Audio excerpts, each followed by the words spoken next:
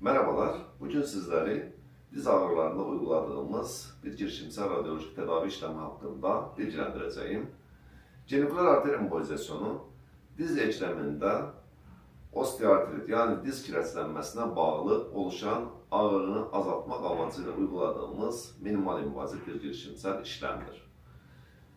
Diz ekleminde sinovial inflamasyon ve yeniden damarlanma artışını hedef alarak ağrının azaltılması amaçlanır.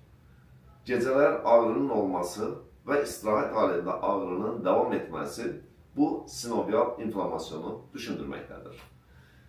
Genikular arter embolizasyonunda kasık atar damarından girilerek diz eklemini besleyen atar damarlar içerisine ince bir kateterle girilir ve burası özel partiküllerle kapatılır ve bununla da ağrının azaltılması amaçlanır.